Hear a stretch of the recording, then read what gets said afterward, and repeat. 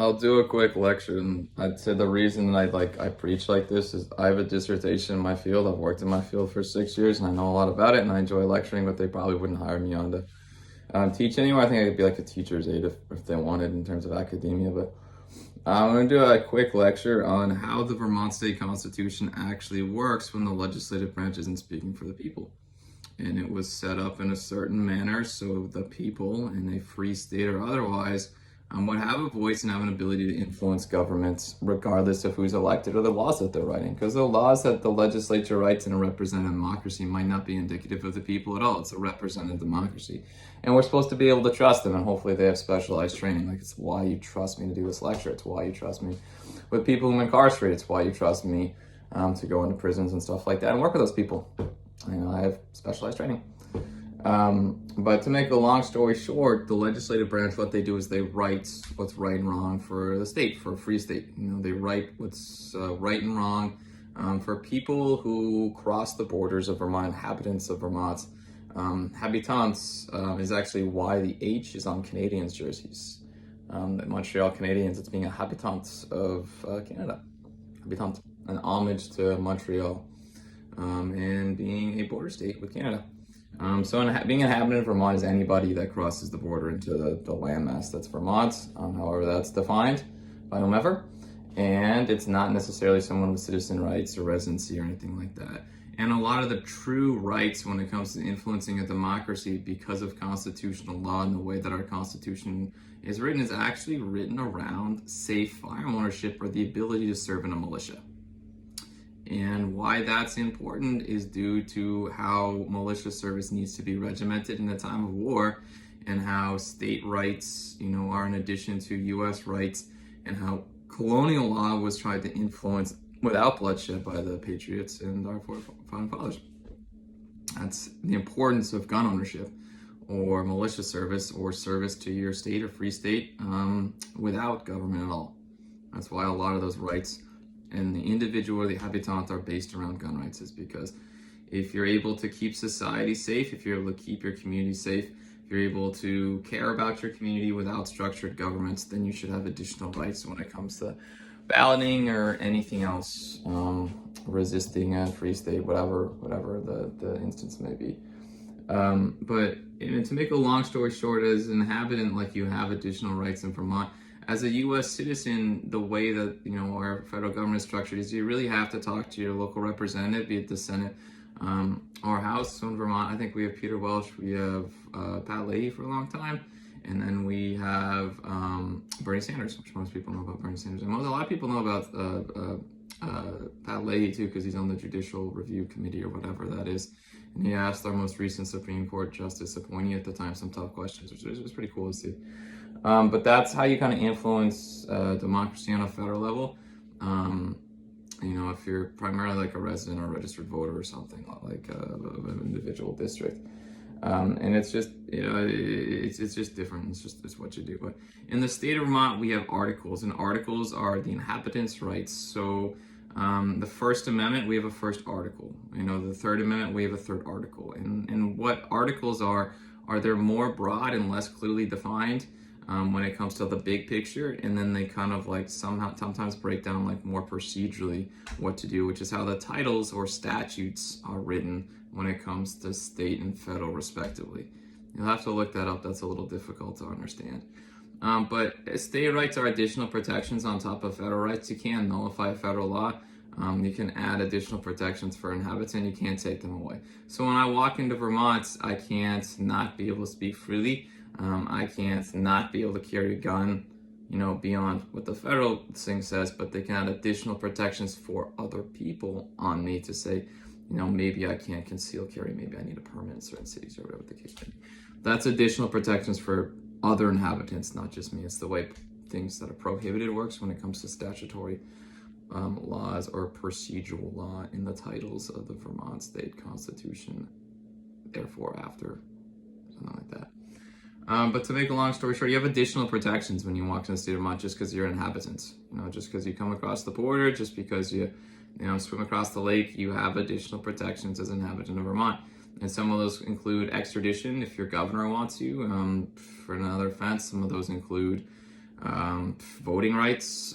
There's a lot of crazy stuff that goes on in Vermont that not everybody knows about, just based on being an inhabitant of the landmass of Vermont.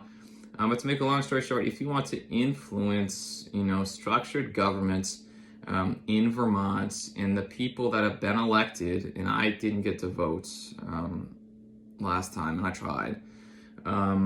There are methods to do that legally, written into the Constitution, to be your own voice, to actually have true democracy respected, and then prevent tyranny, to have the people, have the power, to have the people define things, not elected officials that are supposed to speak for the people, because when they're not, that's why this stuff exists, because democracy is speaking for the people, even if it's representative democracy. That's why this procedure is outlined. And what we're going to talk about today is Articles 5. We're talking about Articles 6. What is it? Articles, I think maybe even 7, 9, and I'm not sure, you'll have to reference. But there's a procedural law in my copy of the Constitution I highlight, and I used to bring with me to court in Lamoille County. And the new associate justice who just appointed was heading the court at that time. So it's just a cool, I like my copy of the Constitution. These days, the state of Vermont just recently started superimposing text on top of an image, so you can tell what version of the Constitution is being printed by the image behind it online. The original one is probably stashed in like Beth Pierce's backyard, along with some Kalashnikov ammunition, but I don't know. I have no knowledge of such affairs. So basically, there's a way to influence democracy as an inhabitant, and it starts with basically Article 5, I think. And Article 5 basically says anyone from law enforcement to the Speaker of the House to the governor, anyone in governments that's sworn an oath or has training or whatever, anyone that works for state government works for the people. And when the state government brings indictments, they don't say the state of Vermont, the government, they're supposed to bring indictments on behalf of the people, to say like against the peace and dignity of the people, not the government. And when the federal government indicts you for a crime, they're the government. They're not the people of the United States of America, they're the government. And there's a difference, like when you're talking to Pat Leahy versus how you can influence state government. So Article 5 talks about basically people that work for the governments, they work for us and they're held accountable in a legal way. And it says that you're a public servant. Like, no matter what your job title is, you're not God.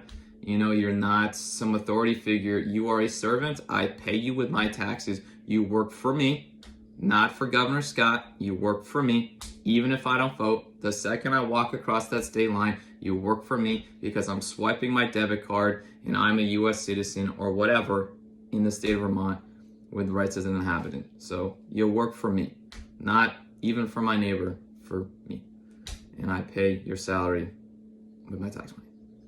And you're held accountable in a legal way, meaning I can't just hold you at gunpoint and demand that you respond to your email. You're held accountable in a legal way. That's Article 5. Article 6, I gotta reference that really quickly, but I think my video is gonna cut out shortly. Article 6, I think, defines that on top of Article 5 when it comes to kind of more procedure. You could look it up. When it comes to how government officials are held accountable and what the process is and stuff like that.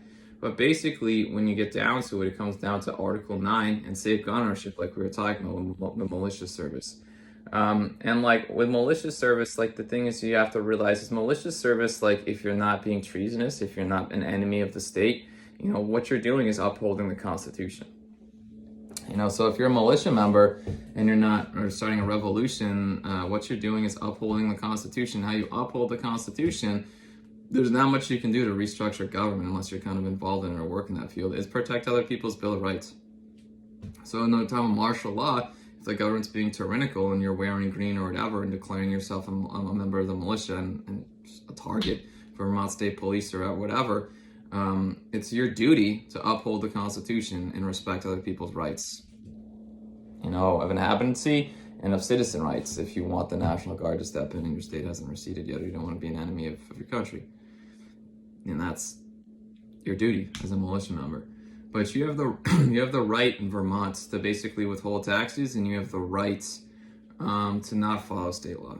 But the way that the 9th article written, state law is supposed to be written for the common good of the people. So You can't write a law that basically says, Kyle's special, so Kyle deserves $10 million because he has to walk to work and he hasn't had the opportunity to buy a car like his neighbor. I mean, it's preferential treatment. It's not for the common good of all the people. And my neighbors have consented to things like murder. My neighbors have consented to things like disturbing the peace. They shouldn't have to deal with that. That's the point. The laws are written for a reason. My neighbors enjoy their peace. They enjoy their dignity. And they'd rather not be killed without consent.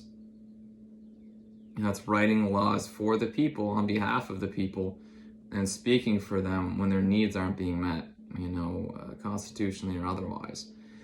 So I have the rights to not recognize state law, and it's because they're elected officials. If they're up in Montpelier and they're not, and it's my job to speak for people who are incarcerated, that is my job. I'm a substance use advocate. I'm a criminal justice reform advocate. I own my own social justice consulting firms, and I have one of the better resumes in the country for what I do. And I've done it for 6 years, and I've advocated for 3 years. I'm a published clinical psychologist when it comes to restorative practices and prison culture, and I was incarcerated for 30 days on a federal case, and then most recently on involuntary, hold, detainment, whatever, for 72 days as part of a peaceful protest. So I know what it's like to be incarcerated, and I was an initiated gang member. I have gang ink. I have, scars from heroin usage. I have a criminal record for selling narcotics pretty safely 6 years ago. So I know what that's like. So I feel comfortable speaking for those people, and I have ethics. I have ethics that say I have to speak for those people, especially when the government, be it the town, municipal, states, or federal, is not. That's my job. I have ethics of duty that say I have to speak for my clients when they're not being heard in Montpelier. So when people in Montpelier aren't changing a public inebriate statute to allow crisis beds to prevent a quarter of the prison population from reoffending or being incarcerated, it's my job to tell the state government, you're not doing your effing job. Give them the business, bro. It's that's my job. It's my job, and when you don't follow your job, you're totally negligent. That's civil action. You have ethics, I have ethics. If we're not talking this out, one of us is probably in violation of those ethics, and it's probably totally negligent when people start dying. So there's a way constitutionally for someone like me to have an influence on state government when they're not speaking for my clients when it comes to writing statutory law. And that's state law. So state law is a procedural law when it comes to protective custody and incapacitation, protected by federal law when it comes to crisis beds for being intoxicated or incapacitated for using too much substances. It's illegal to incarcerate people for being drunk in public. What you can do is hold them until they kind of sleep it off. That's the public inebriate program. It was decided in the 1970s. It's illegal to arrest those types of people, and it's just silly. It doesn't do any good. And lots of drunks now, or people who are homeless, whatever, will pick fights just to get through the winter. It's something people have to do up here. In the past, it probably was an issue that police came across from just people kind of getting drunk or whatever. But that statute exists, and it's the perfect kind of crisis bed for when people use once and they don't have access to substance use care, and it clogs up our prison system. A quarter of our prison system exists because of it. And we have a private prison in Michigan where people have to spend Christmases away from their families because of it. And I was clinically trained by someone who used to work in a high-level prison facility with people with families that were being reunited in upstate New York. So, if you reel it back in, statutory law are the laws that say that I'm on probation, I can't leave my home. Statutory laws are laws that say, I've disturbed the peace, so I'm supposed to do court diversion. Statutory laws are laws that say, I'm on probation, so I can't use narcotics. Those are statutory laws written by the Vermont legislature, and very few of them have my training. None of them, to my knowledge, have been incarcerated. So it's my job to say, hey, listen, this is a representative democracy. You're not representing people who are incarcerated, and there's 1,800 of them in your system, and you're not speaking for them. This is my job. And there's a way to influence state government, and it's through that procedure. So the titles are the titles, but they have to be laws have to be based on our Constitution. Otherwise, they're not constitutional. And it's district court judges' jobs or Vermont Supreme Court's job to say, hey, listen, This is not constitutional. You didn't go to law school. You haven't been sitting on the bench for 10, 30, 30, 40 years. Thanks for trying, but no. That's the Supreme Court's job. That's district court's jobs before it gets to the federal Supreme Court or the appellate court. Most lawmakers in Montpelier don't do it professionally, and it's actually a good thing because it keeps fresh blood. So people go in and out of there, they don't stay, and it prevents tyranny when you look at things like campaign financing on the state level. But the procedural law outlined in the Constitution, not in a statute, pretty clearly dictates how people influence state government. And it stops with them being obligated to serve the people and be held accountable in a legal way in Article 5. And if you look at Article 6, I think there's something in continuance that speaks to that further. And then Article 9 says just what I said. I have the ability to own a gun safely. I have the ability to basically protect my neighbors and keep their Bill of Rights safe and educate their kids. And, I have the ability to keep our society structured and safe without state government. So I don't need to follow their laws. I don't. That's my way to influence a representative democracy at the state level. And I don't have to pay their taxes because, the forefathers basically stumbled across like the thing that like, hey, listen, taxes are the way that a tyrannical parliament keeps us oppressed. What they do is they make us pay taxes and they prohibit things and then they fund things like the courts. And we don't have a voice in the parliament. Like we're going to send Ben Franklin over there. We're going to just say we're sick of this. We don't have a voice in the parliament. This isn't okay with us. That's why the Constitution allows the people to have these rights in the colonies or their free states respectively. It's because they weren't happy not having a voice in the parliament. That's why our Constitution was written the way it was written. So tax withholdings, it puts the ultimate pressure. How do you keep state government structured without $8 billion? Vermont needs to raise $8 billion. How do you do that if inhabitants aren't paying? Well, it's difficult the way that Vermont is because every time I swipe my debit card, they have their hands in my money. Every time I swipe my debit card, the state of Vermont takes my money and I can't do anything about it. Taxation without representation, especially specifically when I ask where that information goes and they won't tell me. Every time I pay my rent, the city of Rutland municipality more or less takes my money. I don't even know how much the police budget is. When I vote, all I can see is the school budget normally. It's taxation without representation. I don't want to pay my taxes. I'm not happy with the social services Rutland's providing for my clients. Every time I pay my state income tax, the state of Vermont, I just got like a $40 refund. And I didn't work much, last year beyond advocacy efforts and writing and stuff like that. They took my money. The state of Vermont took my money last year to write these statutes, to run their courts, and my clients overdosed. My clients are incarcerated. I'm like, why am I paying you? Why do you deserve to get paid if every time I swipe my debit card every 5 days when my clients die? Why do you deserve to get paid every time I pay my rent when my clients are being arrested in Rutland needlessly? It's like, why do you deserve to get paid out of my Vermont payroll tax when let's do the math here, 9 violations per month, every 3 days, one of my clients uses drugs and is needlessly incarcerated, and 300 of them sit in Michigan away from their kids. Why do you deserve to get paid? You're not speaking for us. You're not helping anybody. The simple answer is you don't. You don't deserve to get paid, and I don't have to follow the statute that you're writing that basically says, if I violate my conditions, I go to jail. Why? Because it's not doing anyone any good at all. But there's a way to go about that. That's the concept that's protected, is those state officials are held accountable by us in a legal way. And it's through tax withholdings.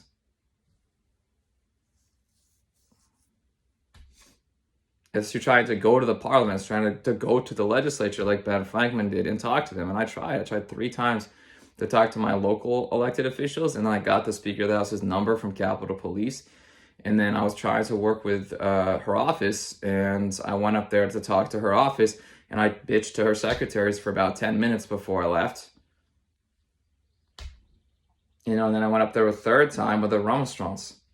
Homage to French language again, if you study the Grand Remonstrance and how England kind of became a more kind of democracy than a monarch and what that process looks like. And that's Article 20. So Article 20 says the legislature does what they do, but there's a way to petition them in a legal way to hold them accountable for the titles and stuff like that they're writing that aren't speaking for the common good of Vermont. And it's a grievance process. So I wrote 3 grievances, and the first one was to my local representatives, and it said, "You're not speaking for us. Like, this is my professional accreditation. You know, I'm angry, I'm frustrated, and you're the reason I'm angry and frustrated. My clients are dead, and you can't pull your head out of your butt for 5 minutes to even acknowledge I'm a human being. You know, let alone acknowledge that every 5 days someone's dead because of you. Let alone acknowledge the fact that 300 Vermonters are away from their, you know, kids on Christmas, or a quarter of our prison population exists because of you. You know, that 210 overdose exists because of you. That an $8 billion budget exists because of you. You know, you just won't even acknowledge it. You know, let alone acknowledge that I'm a person who's upset and would like, you know, to at least be recognized as a person by like acknowledging me. It's like a decent thing to do. Let alone like you're valedictorian. Pretty disrespectful, yeah. After 6 years to has worked as hard as I have to just blow me off or brush me aside, pretty disrespectful. You know, so that was my first grievance, was, you know, an email to my local representatives, and they did nothing. And this is after I'd been trying to email them and get their insight and stuff like that. You know, and then I went up there to talk to them in person. I said, I'd like to speak to my local representative. I got the Speaker's House's number, and they, whatever offices, I think, got back to me, and her secretary emailed me, and he said that he was going to cue me in on emails that they could use. He said that he'd get back to me on the proposal. And then 3.5 months went by, and I mean, that's something like, I don't know, 10, 15 fatal overdoses. You know, it's something like 30, 40, 50, 60, 70 people being needlessly incarcerated because they used drugs once. I mean, this is what's happening while we're spending tens of millions of dollars in just 4.5 months. And for some reason, you think you have like more important stuff that's going on. That 210 fatal overdoses, you know, $60 million in a quarter of our prison and population. Like you did, bro. You thought you had something more important than to show a human being and inhabitant common decency. Not someone I want to hang around, man. And I would use words like scumbag if I was upset, but I wouldn't do it to their face. You know, so for 3.5 months, I dealt with that BS. And I tried to put them on a deadline, say, listen, it'd be nice to hear back from you in 2 weeks, but these are the statistics, man. And my clients are dying. People like me are reoffending, and it's because of you. You know, and then I sent them a formal grievance that said, this is what it's like to be in the Speaker of the House's office. This is what it's like to be a federal defendant, and you don't know what it's like. And I don't want you speaking for us. I'm tired of it. You have no clue what it's like to be incarcerated. You have no clue what it's like to use drugs. You have no effing idea at all what people like me and my friends go through, and you just want to brush me off, and then we overdose. You know, and then we reoffend, and you don't think it's a big deal, and then our budget skyrockets, and your state takes federal bailout money. And you do not know what it's like to be us at all. And I told you what it's like in about a page, and then I told you roughly, this is $40 million that you're misallocating to watch my friends die, to watch my, you know, clients overdose, to watch my clients be incarcerated needlessly. This is roughly $40 million. This is the breakdown of how I see it. And you didn't respond. I said, this is a relationship, a professional relationship. And you just think that being incommunicative is healthy, and it's not. That was my second formal grievance, and I sent it to the Speaker of the House's office. Her specifically, her aide specifically in her office. Second formal grievance. This is Article 20. So Article 20 gives me the right to freely assemble. So I can go places, I can talk about, you know, the transactions that govern my 13 article right. And I can freely assemble and do things like protesting. I should be able to leave my apartment because of this, but I can't. Because the legislature said I was violent and mentally ill and removed me of any constitutional rights that I had through lies on affidavits. Lies. And I can prove it if you want me to open my filing cabinet. Perjury. And I had to ask the FBI to investigate because the Attorney General's office wouldn't. So that was my second formal grievance. And then I went on vacation, and I went to a couple of dead shows and talked to some people about local growth and distribution and had some fun times. Drove through the Bronx and Philadelphia one night. You know, spent a week in North Carolina swimming and getting to know, you know, Southern culture. Chilled out in some predominantly black neighborhoods in places like Barstow, Virginia, and Raleigh, North Carolina, and got to know some law enforcement down there. I did it for about a week just to decompress, and then I came back and I wrote a remonstrance, and I sent it directly to Jill, your Speaker of the House, and I said, this is illegal, basically. What you're doing is a gross misallocation of funding, federal funding. You're taking federal money on behalf of like everyone that pays taxes in the country. And when you do that, people die. And people die because of these needless violations, because you're not providing them structure, because you refuse to be honest and forthcoming, which is your oath. You refuse to even discuss legislation that could prevent this, which is your oath, more or less. And you're basically removing these people's rights, for happiness, for property, for liberty, by not talking to me. Your inaction has caused the death of my clients, and I'm upset. And I have a duty to do this as a social worker. And you should have a duty when you swear into that office to at least respond to my email and say, yeah, there's 210 people dead. There's 450 people incarcerated. 40 or $60 million went to this. And my valedictorian is really upset. Like, I don't know who raised you, but like, I would never do that, ever. Just treat another person with that level of disrespect. I couldn't do it. I couldn't just brush someone off while their friends were dead and think it's not a big deal. Especially not when someone proposes the biggest thing since hub and spoke in my state, and I decide there's other things that need to be talked about. So I sent our Speaker of the House specifically a formal grievance asking for tax allocation, and basically saying within 30 days I was going to withhold taxes and I wasn't going to recognize her state law as just anymore.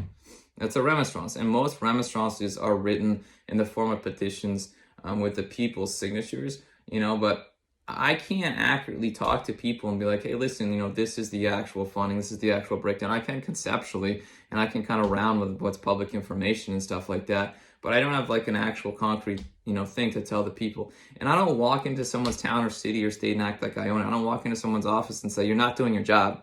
Here are the statistics to prove you're not doing your job. So if I don't have legislative support in the House, I can't get a human services bill passed. I can't.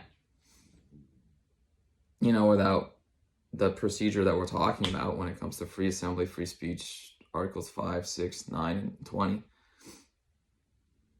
So how do I get a bill through the House without a speaker being willing to allocate that money differently to the public anemia program, or help revise that statute to allow crisis beds to reduce the prison population by a quarter, to prevent something like 30 or more fatal overdoses, to save our state something like $30 to $60 million? How do I do it? The process that I'm talking about.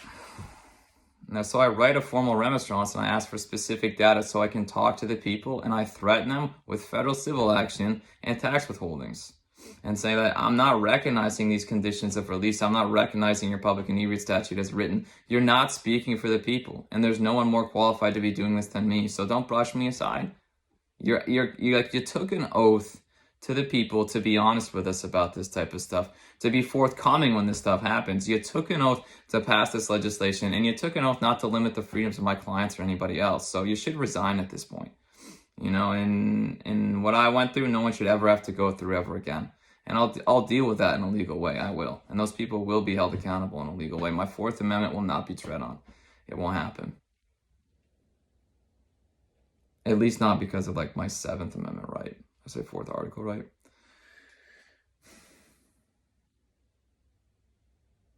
So basically, my remonstrance was a request for tax status so I could freely assemble. And that's my Article 20 right, is I have the right to file formal grievances, in those types of ways, and I have the right to freely assemble, or I should. And now because of legislative, laws that they've written for specifically violations, I'm not allowed to freely assemble. I'm like, this is technically a violation to them. I'm not allowed to discuss the transactions of government. I mean, this is a government gag order, and they think it's okay. And they took my firearm without a warrant. They incarcerated me without a warrant. And they tried to cover it up after the fact.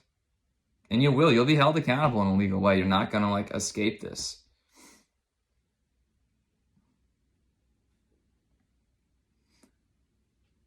So that was my remonstrance. It's in Article 20, rights to the people to hold their government accountable, their state government accountable, when they're not speaking for the people. And yes, safe firearm ownership is a necessity to a free state for a reason. We can't speak for 49 other states, but when the government becomes tyrannical in their lawmaking, we have a way to influence that. That's the way to influence it as an individual. When the courts become tyrannical, we have a way to stand our ground and say, please leave my property. I'm not respecting, this stuff right now. I haven't done anything to harm anybody. You're coming and you're trying to take me away from my family. I'm good on that. You can call the federal government.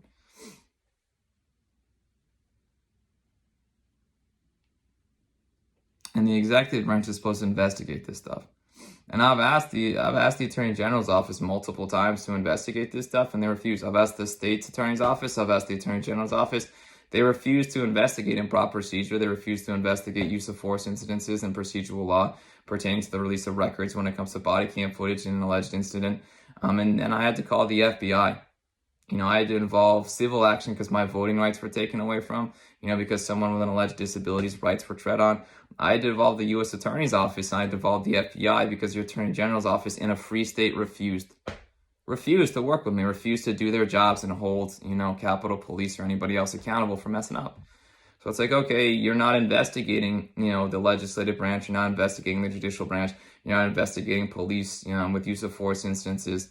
You're not respecting my rights, to not, follow these, unjust legislative laws or withhold taxes, and you took my gun. So now I'm living in fear. I've actually filed an abuse order, filed 2 protection orders because police that should be arresting someone for not following their oath are violating me every time I protest. They're violating me every time I put something online about the transactions of government, and I don't have a firearm to defend myself, and they have guns.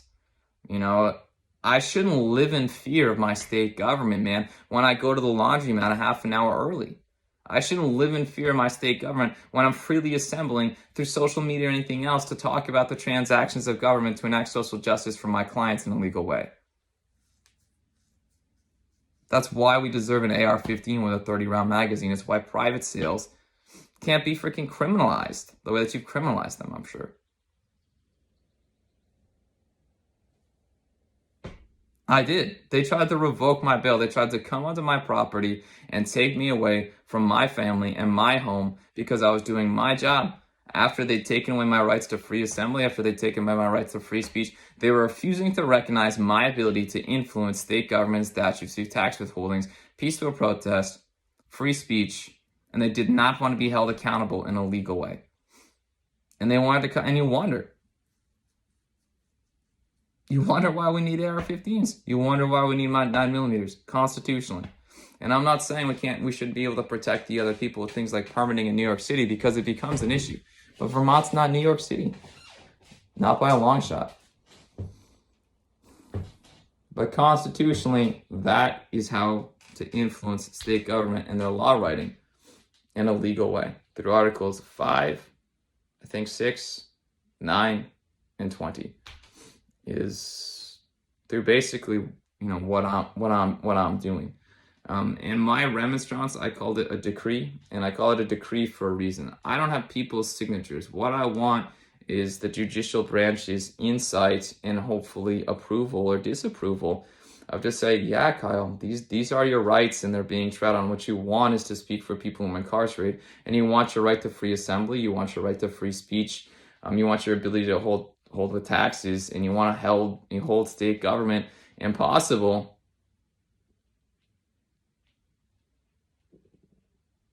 In a legal way, and you're not a judge, but you are someone who's studying to pass the bar, who's clinically trained to work in a court as a case manager in a residential program in the criminal justice system and advocate on behalf of their clients, when the system falls short for them.